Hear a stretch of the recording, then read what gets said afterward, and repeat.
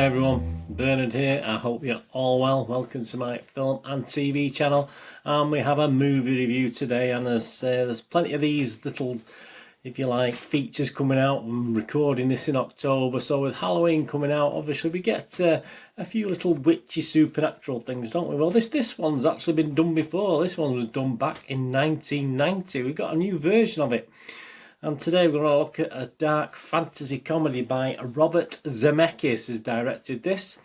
And it's called Roald Dahl's The Witches. Please, if you're new to the channel, push that subscribe button, push the bell notification so you know all these vlogs are coming out. That'd be absolutely fantastic. I've got over 630 videos on there now on the playlist, so please have a good look round. And of course, if you're interested in football as well, I do vlogs on my football team, Manchester City. So if you or you know anyone who might be interested in that, please point them in my direction, and please check the playlist for all my movie stuff, TV drama reviews, movie quizzes, poster reviews, etc, etc on there. So plenty of stuff there. I'm trying to get 500 subscribers by Christmas. We've sort of smashed through the 400 barrier. I'm well on my way now to the 500 mark. So if you're not subbed already, please do so. That'd be fantastic. Or give someone a nudge for me and point them in my direction. I'd be very, very grateful. Right, Roald Dahl's The Witches, yes, PG, 106 minutes. I think the run time is about 96 minutes, about 10 minutes less. There's some bits and bobs at the end of the film as well, where you think the film's ended and it not quite, and then there's a little bit extra, so be careful if you're watching it. Yeah, Robert Zemeckis has put this together. It was written also by Robert Zemeckis, Kenya Barris and Guillermo del Toro. There you go. Well, there's some big names there that put this together. And of course, it's based on the 1983 novel of the same name by the wonderful, fantastic, sadly no longer with us, Roald Dahl. And this, as I said, is a second feature-length adaptation of the novel, following the 1990 film of the same name. Interesting enough, that's only, although the critics did quite like it, it only averaged 6.8 out of 10 on Internet Movie Database. So, although we do have a sort of love for it, and I personally enjoyed the movie, obviously it's not quite as high marked as I thought it would be when I look back and check the ratings for it. The film stars Anne Hathaway in the lead witch, if you like, Octavia Spencer, and Staniel Tucci also star amongst others. It's streamed on HBO Max in the United States. Obviously I'm used to HBO, and obviously Max is their subscription channel, I assume, on October the 22nd, 2020. And it's going to have a sort of limited theatrical release in various on the 28th of October. So that's the US. I'm not seeing anything about it in the UK. So yeah, it's going to have a limited theatrical release as well. So what's it about? Well, this one's a little bit different to the book. This is set in 1960s Alabama. There we go, we've gone over to Alabama. An orphan young boy, Charlie Hanson, he had a name, I don't think he was originally called, had a name in the book, stumbles across a conference of witches while staying with his grandmother Agatha at a hotel, gets transformed into a mouse by the Grand High Witch.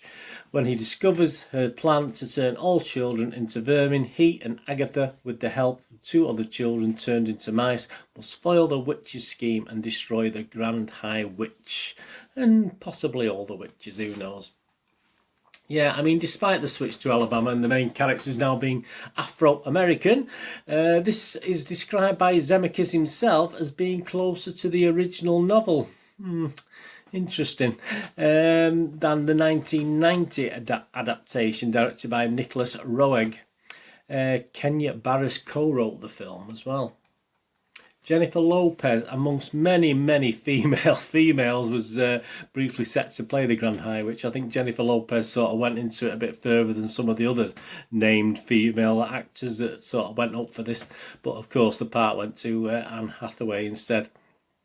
Is it any good? Well, Rotten Tomatoes, not great. 52% positivity rating based on 61 critics, and that's 32 fresh and 29 rotten, so almost down the middle there.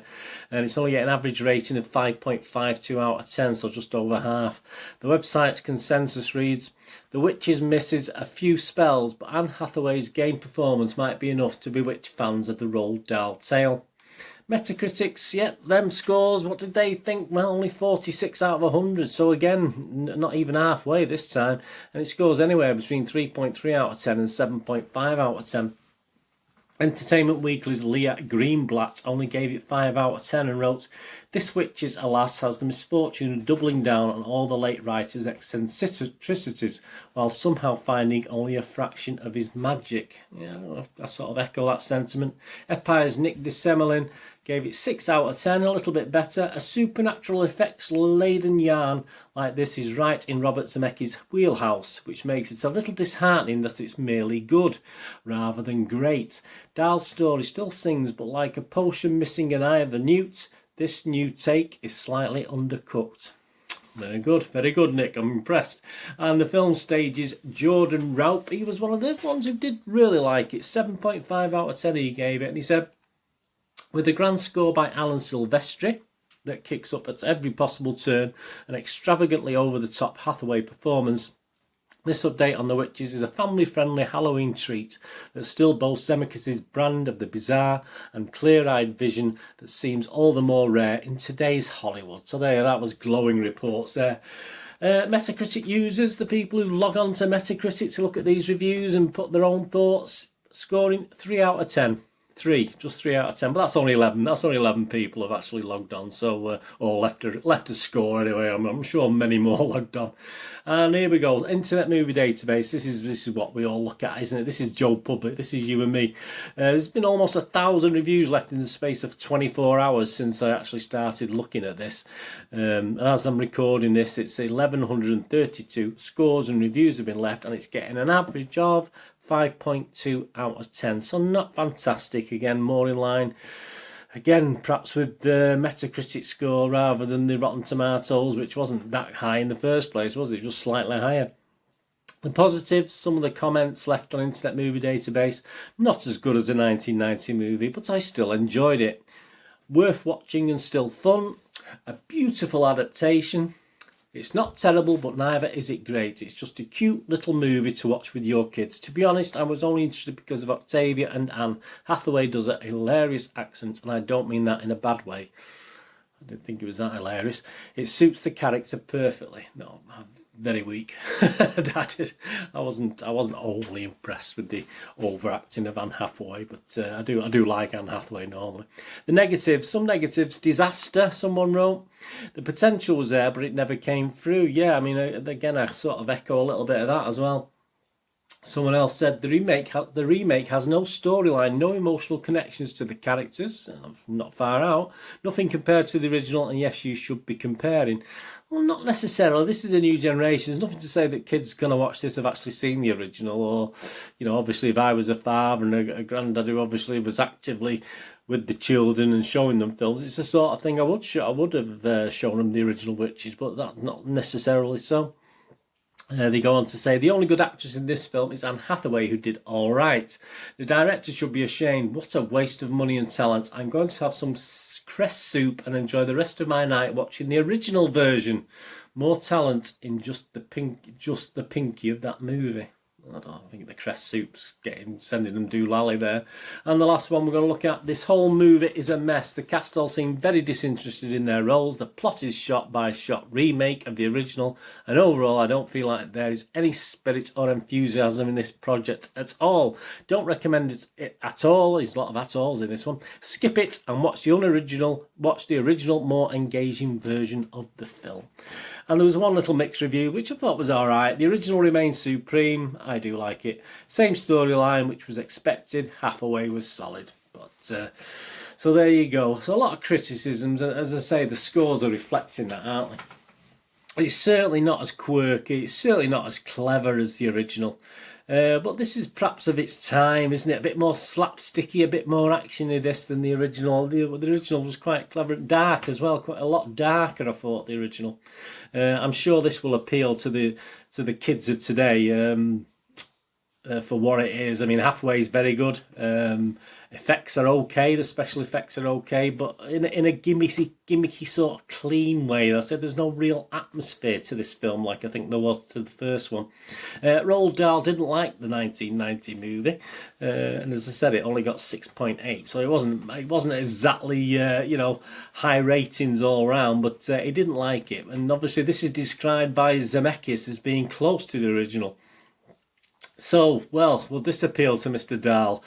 I don't think so. There's still a lot of differences. There's still a real lack of atmosphere that you get from the books for a start, which obviously you're going to get that anyway, but there's certainly a lack of atmosphere and darkness in it, and it's a very, to me, a very sterile version, and I'm sure he would equally dislike this, even though I was a bit perturbed that he didn't like the 1991 particularly, which was a shame, because I thought they did a good job on that.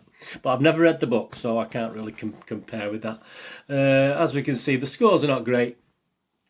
Although for the original, as I said, it wasn't fantastic. So perhaps we're sort of thinking about that, looking at that, back at that original through rose-tinted spectacles, perhaps. And this is sort of galvanised me into going back and watching the original. Actually, I've not watched it for a long time, so I might do that. So that's one good thing probably come out of this. I mean, I think this is for a new generation. Let's make no bones about this, and it's. Obviously, it's made for a US audience. I think someone commented on a review yesterday, and I have to agree with it. I think it's made for a US audience, with the good old British being played very stereotypical. The couple of British type people in this actual film, very stereotype of the British. So it is really, to me, certainly for the US audience, and obviously it's made for the new generation. And obviously, there you go. It's old habits die hard, don't they? It didn't blow me away. All a little shallow in my opinion, and it was watchable. I quite liked it. I did watch it. It was okay, but as I say, it didn't do anything fantastic. And as I said, it will certainly appeal to the kids, and it is a good family film to watch. But it's such a shame. I think there's so much potential again with this one. Like they have a lot of films these days, they have the sort of stars in, they have the actors in, they have the sets ready, but they sort of somehow miss little bits on the screenplay and the actual, when they put it all together, unfortunately.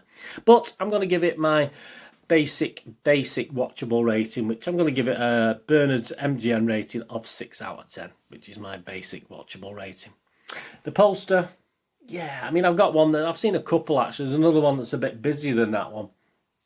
This is obviously the poster put out by HBO, I think, for Max, and it's okay. I think it could have been a bit witchier, couldn't it? I wanted to see a bit more witchy. I mean, you got the mice on it, and you can see that she's a bit weird, but obviously with the mouth, etc. But no, I would have preferred a bit more witchier rather than just to comment about witches on it. So yeah, I'm going to give it, but I'm not going to go too down because it's quite colourful. I do like it, and halfways on it. So I'll give it 6 out of 10 to draw with the film. I don't think it's any worse or any better than the film. So I'm going to give the poster 6 out of 10 and the movie 6 out of 10. Let me know if you get to watch this what you think anyway, or if you still have wonderful memories of the original. And as I said, I'm going to go back now and watch that at some stage over the next few days. Anyway, thanks for watching. Please check the links on screen. If you follow me or friend me on Facebook or Twitter, I do check every couple of days and follow and friend everyone back on there. And as I said, check out my playlist, please. And obviously, if you are into football or know anyone who's into football and Manchester City in particular, please check out those playlists and point them in my direction. I'll be eternally grateful.